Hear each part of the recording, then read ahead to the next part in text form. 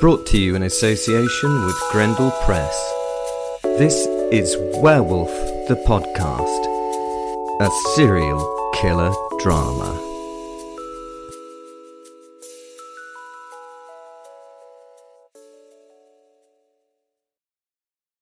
Look at that! There's those little piggies.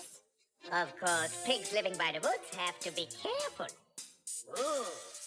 You know, their silly song always makes me laugh.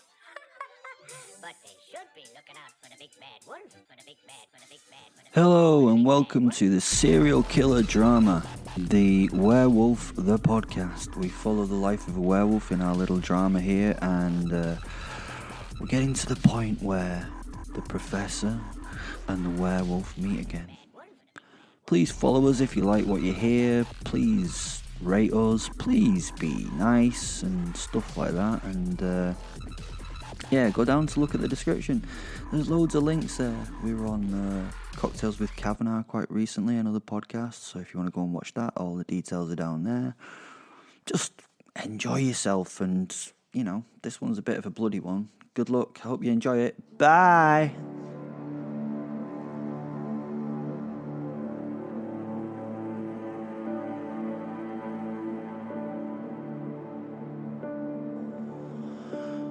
It's through a blood-red haze that I see the world. A group of men entered the bar, and then they died. A simple description of what happened. Straight to the point. No more detail. No more detail than that is needed. They came in, and they died. What? Not enough?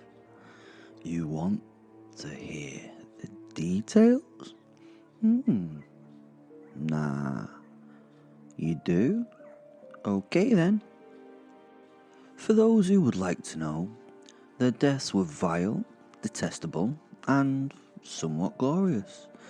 The way they died had made even the devil turn her back and leave the scene in utter disgust, as the professor would say. Had she a poor stomach for the, let's call it, artistic forms that I created and worked on? Probably not. She'd left because she did not need to see it. You need no more horror in your existence when you've seen what the devil has seen. Lucifer had taken me from one fated massacre. She had robbed me of a moment which was, well, in a way, now given back. I had been at the edge of a playground, a small primary school in a small town. I had been among the trees on the outskirt of the grounds, and I had brooded on the fact that in the days that had passed, I had been controlled by others. That I could not tolerate. I am ego-driven, and to think that anyone or anything could control me or my ego was an anathema to my very thoughts. The devil had plans for me, and I would do anything to belay those plans and scupper her ideas. I sat in the shadows, a black shadow of a wolf, 8 feet from front paw to tip of ear, a terrifying figure in this landscape. Other creatures left me be. They felt and smelt my presence, and from what they smell, they knew better than to face the jaws of a killer. Humans, though. Humans have extricated themselves from nature to a point where those prey senses, those senses that herald the attack of the wolf, are dulled to the point that they do not notice their, obvious death just sitting there before them. So I was ready and prepared to attack. It was time to kill and feast on the chattel before me, to kill the tarmac field of human young. Then Lucifer had taken me to the bar. She had robbed me of my killing spree. She had leashed me with magic I did not know. She told me that her intention was to stop me from facing the consequence of my kills. She changed the fate of the younglings at play. They were meant to be torn and twisted, fed upon by me, and then Damn the consequences. Consequences were in the realm of others. I liked the consequences of my actions. They were almost always better than that which initiated them in the first. She wanted to talk. I didn't. She wanted to control me. She would not. Then a beautiful thing happened in the most opportune way for me. In the bar that we'd gone to, the door had opened and a small group of men had entered. They seemed in such a jovial mood and a fine group of friends out to have a wholesome day of fellowship and fun. I think that was their plan, but then, unfortunately, they'd walked into the bar where I was, feeling slightly frustrated, and then, unlike most frustrated folk, my frustration for these men would lead to unfortunate outcomes. They would be food to feed not my belly, but my ego, to make me suffeed and content with myself. They would be my food, and I would play with them. As they entered, they saw a scene where a man and a woman argued at the bar. Well, okay, not necessarily a woman, but in this, case of most heterosexual men, then yes, a woman. As we have mentioned, it has been said that Lucifer will appear to your conscience as the most lovely, lusted after thing you desire. In most cases, this was a man or a woman of great beauty. Suppose not in all cases, though. Having made this caveat, can we say that they would have seen a woman in most cases? Just statistically so. The majority of these men would have gone into complete protection mode of the poor little lady. I was being very sarcastic there. I genuinely don't think of her as a little lady. Well, she's not a little lady or a woman. She's hell's very own monarch. Now, I've probably explained what they saw. We can accept this as a reason that they allowed their toxic masculinity, or their, shall I call it, gentlemanly behaviour, to surface in their little souls. Of course, this bravery was helped by the knowledge that they had the numbers on the poor individual man, so they would and could step in to humble the angry man at the bar. They got it very wrong. The man and the woman were not actually fighting. The beautiful Lucifer had been laughing at the man's anger, even when his behaviour and anger were turned to the bar's destruction. She was laughing. But being men, they ignored this as one of those strange responses that some little women have when frightened. You know, little women. They get hysterical. Yes, I joke again. I don't think like that. Have you met Sally? My darling Sally? If you had, then you must know that if I felt like that I would, probably be dead. And I say that as a werewolf, and that means I'm very hard to kill. Lucy and I had been sort of arguing. I would never allow anyone to control me again, so I was very upset. She was in utter control. But with the arrival of the men, I saw a wonderful flicker of doubt in those beautiful eyes. I could see that their arrival was not within her control. I saw a moment of doubt and annoyance, a slight chink in her tools of control. Oh, the wonder of moments like these. Seeing this gap, I knew I could take back some control once I'd used the crowbar of my own ego to widen that crack and destroy her command. And oh, what a glorious thing it can be, a loss of her control that gives it back to me. God bless her. She warned them. Is God blessing them the right phrase in her context? As with the majority of men, God blessed them. In this case, he did not. They ignored the woman's plea and decided to fight. They didn't fight.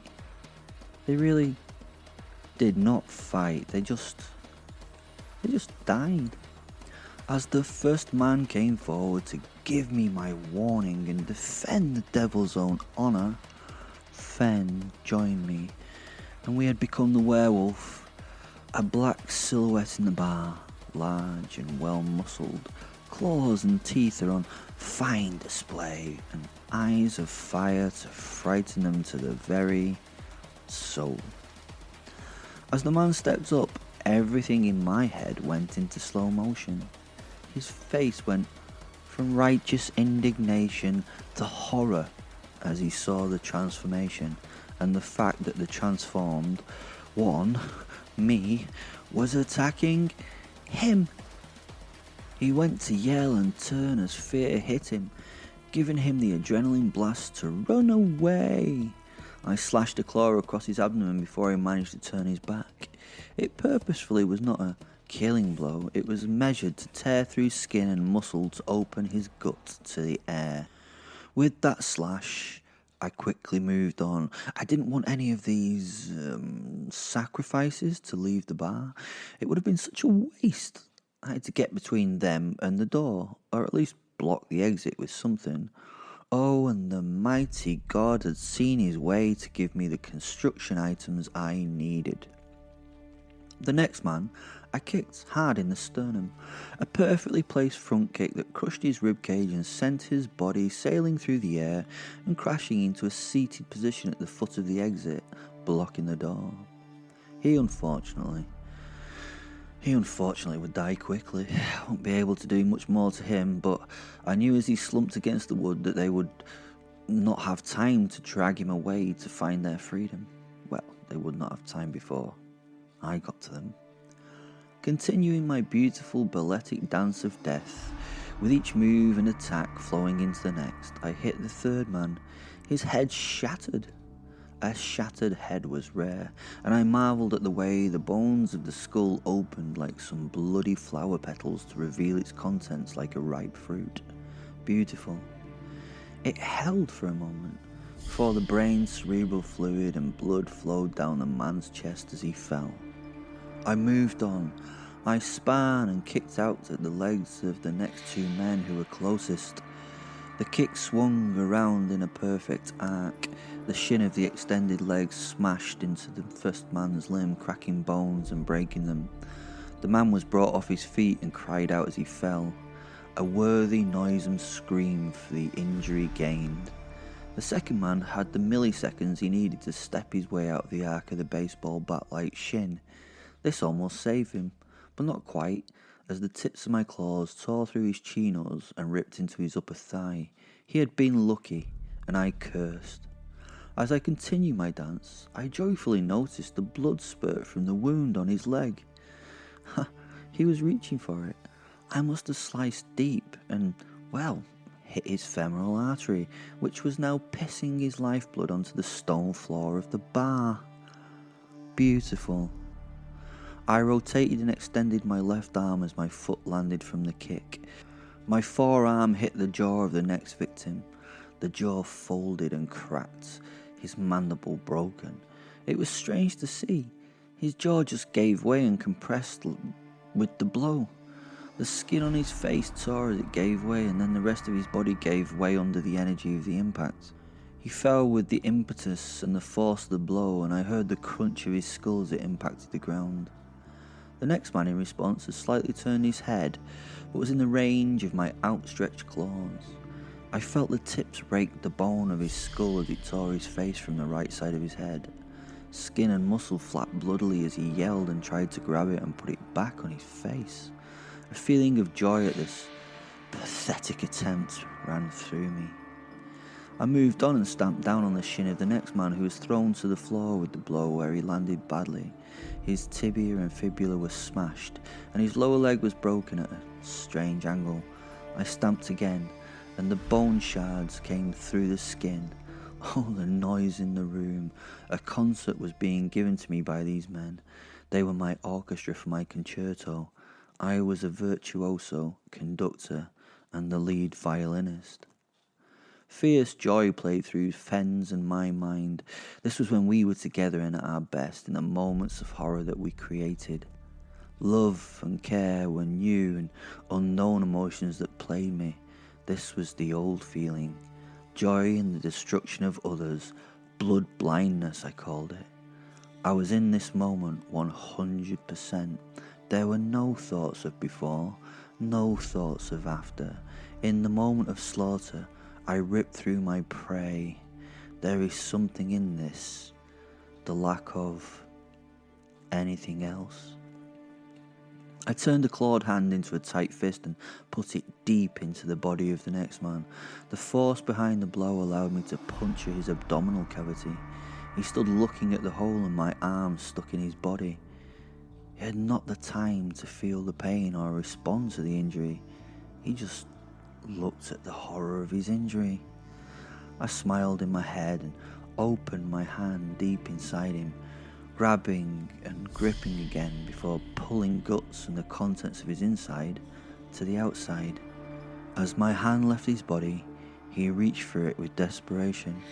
It contained part of him now, and he gave me a pleading look before falling against my chest and slipping down my body to the floor. I stood on his face and ground it into the carpet until he stopped screaming. With a last push, his head burst to spread goo and gore over the floor. There seem to be more men than this. A thought from the wolf soul occupied my part of my mind. His voice rang of disappointment. One was still standing and still very much alive. We like to leave a voyeur of our art pieces. We can experience his feelings through the simple observation of his horror. He was standing frozen in fear and surrounded by his shattered friends. He was blood-spattered, and his eyes were wired and looking at me with loss. I stepped towards him. He held a hand up, giving me the signal to halt. So I did. Time came back to its relative pace, and I surveyed my surroundings with pride. I'd not killed all of them. Most were just hurt. Most were still able to be enjoyed a little more before I left this place. I turned back to the man and I roared in his face. I was so close that the spittle and blood sprayed him, giving him blood-red freckles and making him close his eyes against the sun's saliva storm. He quailed at the roar. He kept his eyes closed and again signalled a halt with his hand. This was interesting. I stepped back and became the man again. Please don't, please, he said slowly through tremulous lips. Please don't. He didn't use a begging tone. He seemed to just be kind of politely asking. When I'd become the man, he seemed a little less stressed straight away. He just stood looking at me and then at those around him. Oh God, we have to help them, he told me as a friend yelled out to him for help. Didn't he know I was the monster? Donald! Yelled a dying man at the bar. I shook my head at him and smiled, walking over to his friend, who lifted a beseeching hand to me, a look of bloody anguish on his face. I offered my hand to him as if to help him from the floor. The man smiled and his eyes calmed as I slapped him down to the ground again, face down, and stamped and stamped and stamped and stamped and stamped until I was out of breath. Wiping my mouth with my forearm, I turned back to the man. It's always interesting to see how people react in these situations. What was this man's biggest worry at the moment? Cost of living? Mortgage? Pension? Had he ever experienced anything like this before? Can you imagine what his mind must be like right now?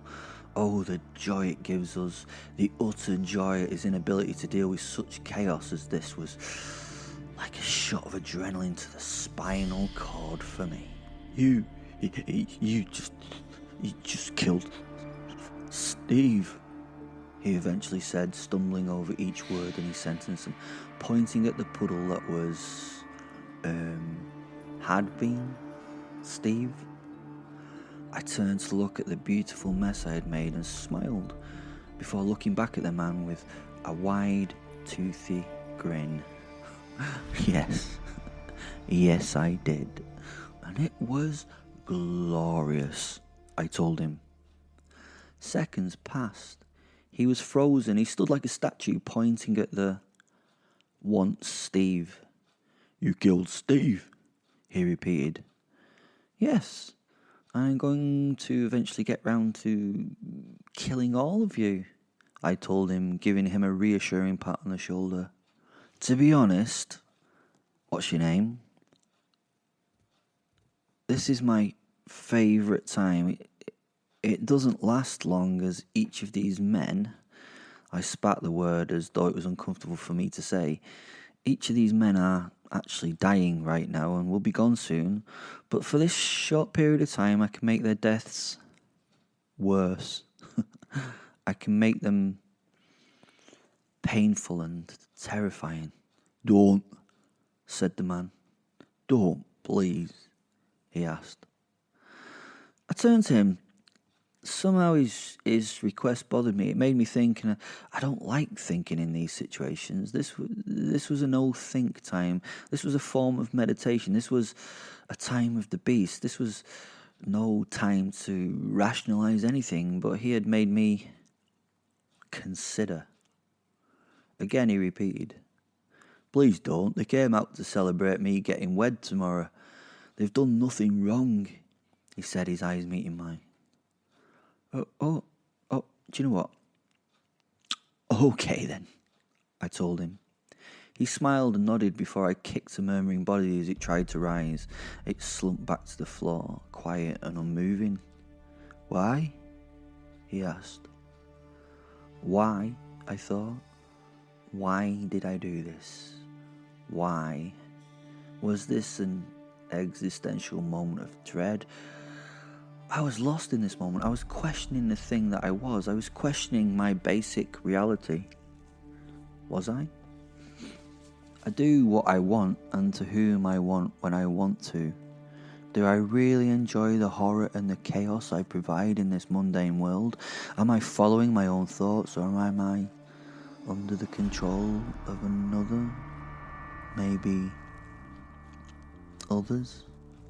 I felt Fenn's mind stir next to me. The giant wolf sat invisible to all but me, his ember-like eyes looking into mine. There was a mutual swapping of thoughts and the moments we had gone through together. The pain and the suffering we had provided held back, a lack of morals and ethical thought. I considered it hard. I realised I love it. I love watching the safe feel fear. I love watching the so-called strong fall and fail. I love destroying the lives that these little creatures make themselves. It is as if they have no idea it is so easily lost. The safe and secure life of you and your significant others can be gone just as the click of my furry fingers.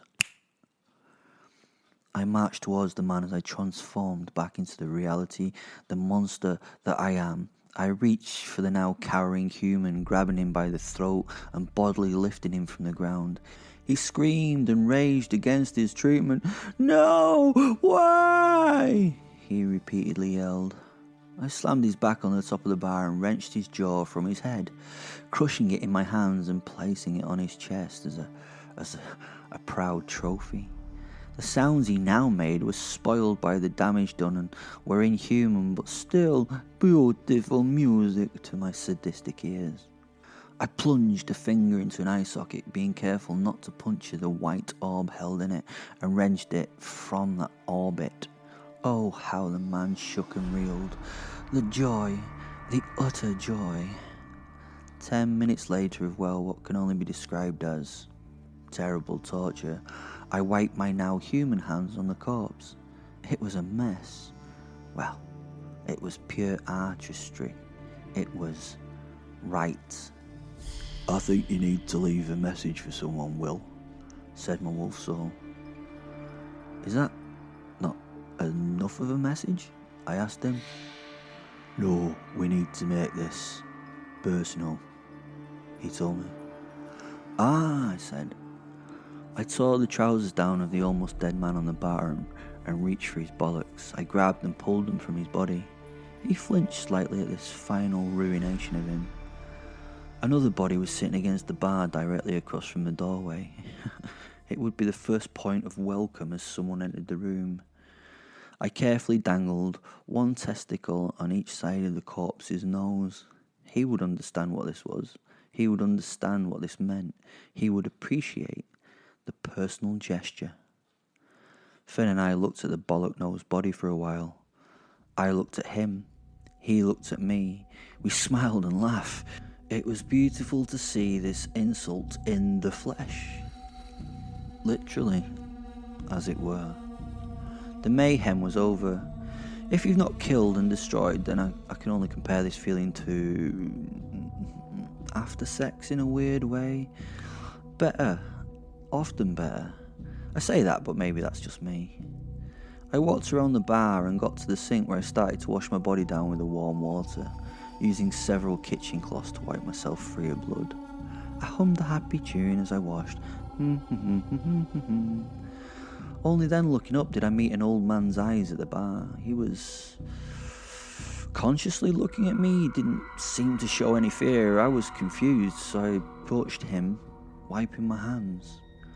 I walked up to him behind the bar and I stood before him, putting both hands, both palms down onto the countertop, and gave him a very good look over. "Why aren't you dead?" I asked him. He smiled and lifted his empty glass. "This glass is too light, son. Could you refill her for me with a pint of the heavy bevy?"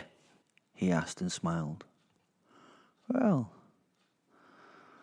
this was somewhat out of context. I took his glass from his hand and nodded in response. "Thank you kindly," he said, leaning on the bar a little so he could see how well I drew his pint. As the head reached the rim of the glass, he sighed deeply, a sign of contentment at the pour. "Perfect," he said, reaching for the pint. "I'll just have this wee drinky, and then I'll be off. Is that okay with you, son?" he said with a wink as he started his drink. I looked at him as he drank. Should I? He finished his pint and slammed the glass on the bar. "Ah, that's nice," he sighed in appreciation. Should I kill him? Nah. I went back to the sink to finish my wash as he drunkenly waddled to the door and left. "Can you latch the door on your way out?" I asked him. "Certainly," he replied as he dragged the corpse to one side that blocked his exit. "A cheery bye. See you again," he said. I should have thought more about that. The Professor. I've often been party to the aftermath of such massacres. It feels almost ill to say that they don't affect me as they once did, but to be honest, I've never really had too much issue with blood and death.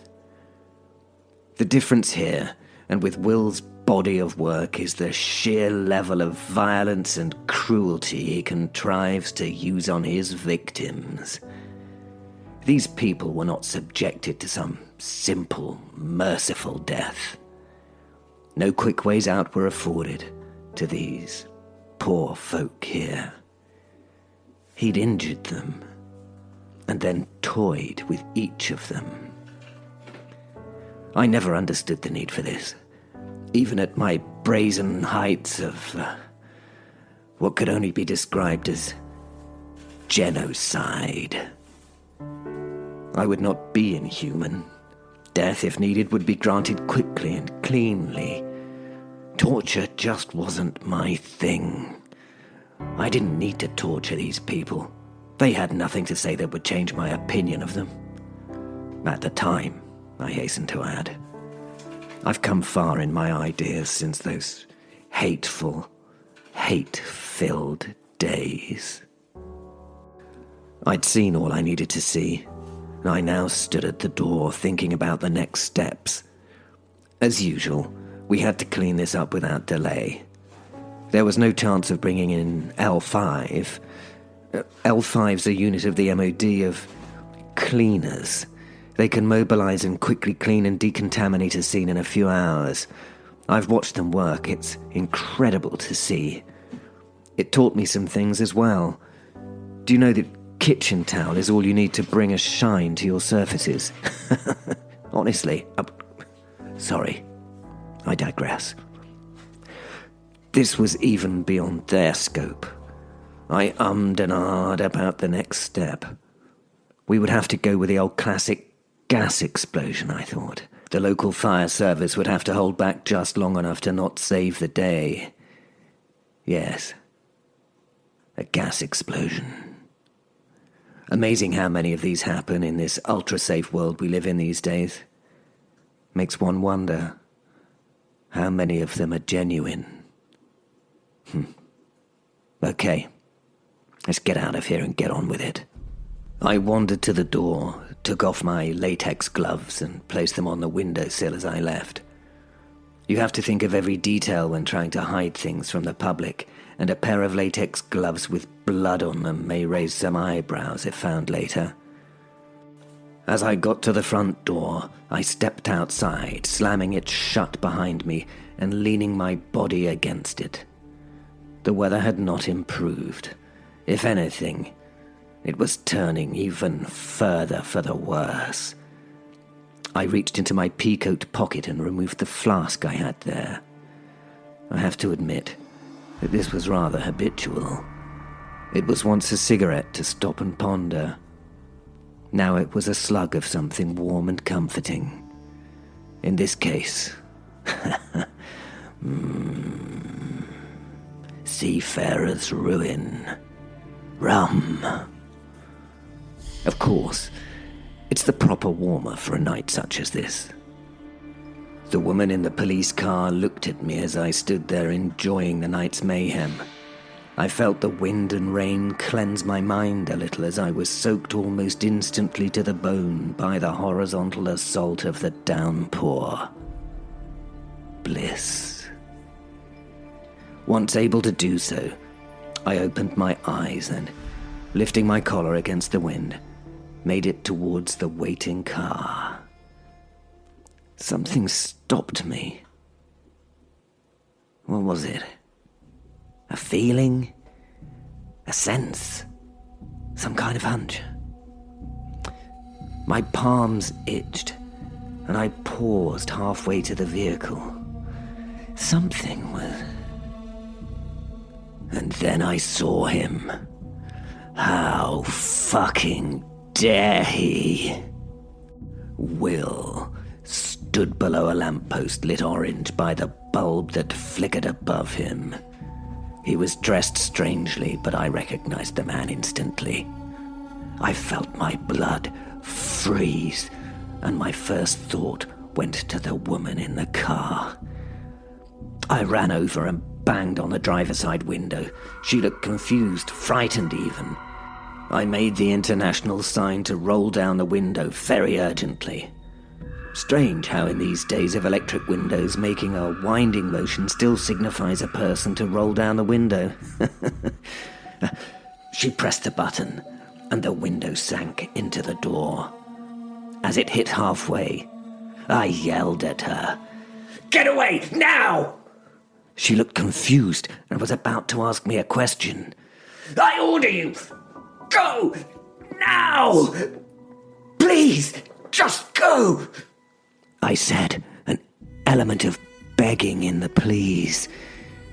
She nodded her head, looking around the car in fear before starting the engine and leaving the scene. Once she was gone, I looked back at the bastard. This is where it stopped. This is where I stop him for good. For good. Funny that. Stopping him for the sake of good.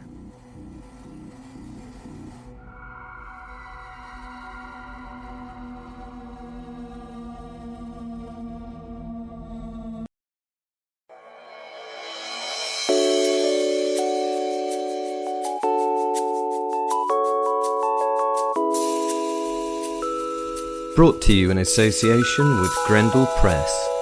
This is Werewolf, the podcast. A serial killer drama.